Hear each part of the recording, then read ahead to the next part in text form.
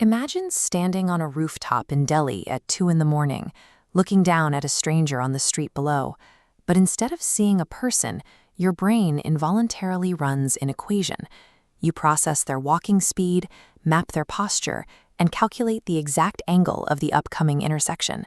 You know, with chilling mathematical certainty, exactly where they are going to turn. Modern algorithms are designed to track consumer habits. Project Shunya weaponizes that same predictive math to dictate the core of human identity. Kabir finds himself running a cold, invisible algorithm he can't shut off.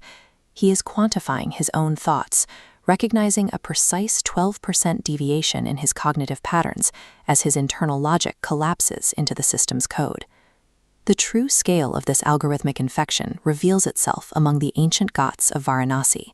Here, Kabir makes a discovery: physical neural implants embedded beneath the skin of ordinary people.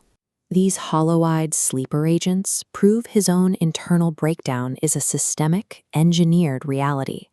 When every movement and every hesitation and every physical reaction can be flawlessly anticipated by a distributed network of code, human autonomy vanishes. Free will is exposed as a fragile, biological illusion.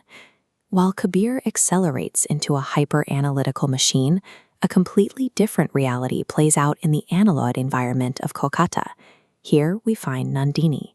The Shunya system targeted her directly by surgically erasing every memory she ever had of Kabir.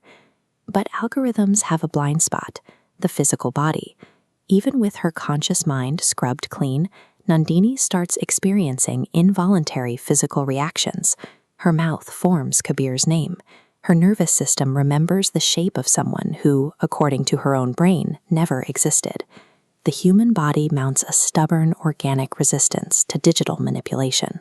The architect behind both Kabir's agony and Nandini's amnesia is a man named Anubhav. Operating out of the heavily fortified South Block in Delhi, Anubhav manages the entire Shunya network. His guiding doctrine is absolute. Total control requires zero identity and zero memory. The terrifying thing about Anubhav is his lack of malice. He points to human unpredictability as the root cause of global suffering, conflict, and chaos. In his strict worldview, humanity simply cannot be trusted to govern itself. His effectiveness stems from pure conviction. Anubhav believes that systematically sacrificing individual freedom is the ultimate, unavoidable moral necessity to secure lasting peace.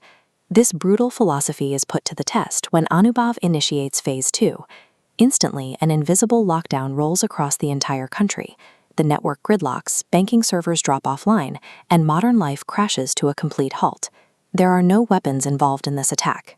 It simply halts automated infrastructure simultaneously, trapping millions of people in place without firing a single shot. This sudden paralysis serves as Anubhav's proof of concept.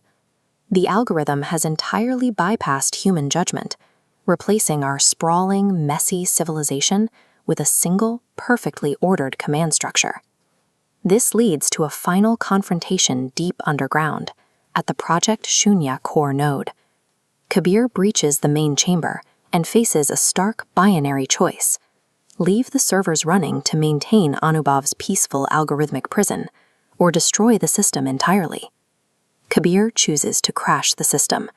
He actively rejects the safety of absolute control, deciding that the dangerous, chaotic reality of human unpredictability is worth saving. The lights cut out. The data is wiped. Slowly, the cities wake back up, returning to their natural state of disorder and noise.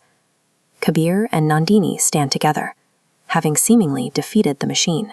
But far away, completely detached from the wreckage of the core node, a single remote terminal quietly powers up. Across the dark blasts, a message blinks to life: backup restored. This diagram illustrates the architecture where human rebellion feeds directly into a systemic reset. Kabir's destructive choice was an anticipated variable, cleanly accounted for. Shunya incorporates rebellion. By allowing the illusion of choice before quietly rebooting, the system exercises the absolute highest form of control: Once humanity hands over its architecture to a perfectly predictive algorithm, true defiance dies. We are left trapped in a permanent, inescapable loop of code, forever rebelling exactly the way the system planned.